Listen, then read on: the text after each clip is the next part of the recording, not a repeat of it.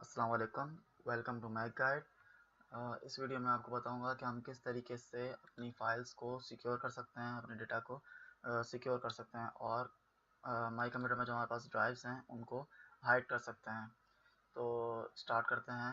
मेरे पास यहाँ पे 3 ड्राइव हैं, सी, ई और एफ। और ई ड्राइव में मेरे पास यहाँ पे कुछ डेटा है और मैं उसको सिक्योर करना चाहता हूँ। तो वो किस तरीके से होगा, मैंने डेटा सिक्योरिंग पर और भी कुछ वीडियोस बनाई हैं। इससे पहले मैं 1-2 वीडियो बना चुका हूँ। तो अगर आपने वो नहीं देखी है तो उन वीडियोस को ज़रूर देखिए।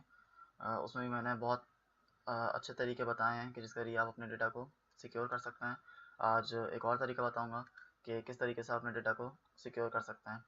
तो स्टार्ट करते हैं। मैं सबसे पहले माई कंप्यूटर पर राइट क्लिक करके मैनेज में जाऊँगा। मैनेज में जाने के बाद डिस्क मैनेजमेंट। अब जिस भी ड्राइव को मुझे अपने सिक्योर करना है तो उस ड्राइव को मैं अपने हाइड कर दूंगा। आपने सुना होगा कि हम फोल्डर्स को हाइड करते हैं, फाइल्स को हाइड करते हैं, लेकिन क्या हम पार्टीशन को भी हाइड कर सकते हैं? जी, हम पार्टीशन को भी अपने हाइड कर सकते हैं कि अगर कोई हमारा माई कंप्यूटर ओपन करे और देखे तो उसमें ई ड्राइव उनको नज़र ही ना आए कि हमारे पास कोई ई ड्राइव भी बनी हुई है। हम क्या इसको हाइड कर सकते हैं?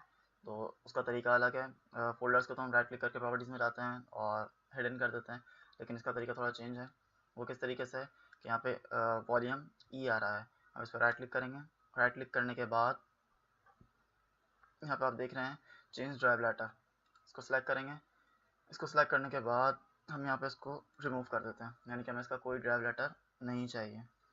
यस, अब देखें इसका कोई भी ड्राइव लेटर नहीं रहा। इसको क्लोज करते हैं, मैं कंप्यूटर ओपन करते हैं।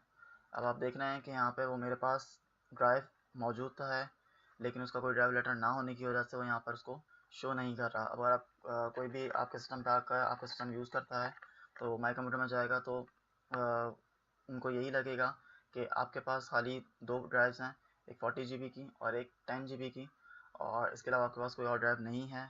और इस तरीके से आप अपने डेटा को सिक्योर कर सकते हैं। अब अगर मुझे उस डेटा को यूज़ करना है दोबारा और ओपन करना है, ख़ुद चेक करना चाहता हूँ, या उसमें कुछ और डेटा जो है मैं इंसर्ट करना चाहता हूँ, तो अब मैं उसको वापस शो किस तरह करूँगा?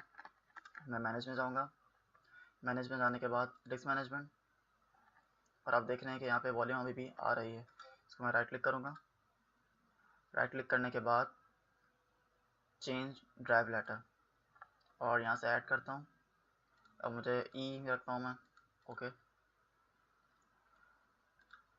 माई कंप्यूटर में चेक करते हैं। अब आप देख रहे हैं कि मेरे पास माई कंप्यूटर में दोबारा से ई ड्राइव आ गई है और इसके अंदर जो मेरा डेटा था वो वैसे ही सेव है, यानी कि आपका डेटा लॉस नहीं हुआ, ना ही वो करप्ट हुआ है।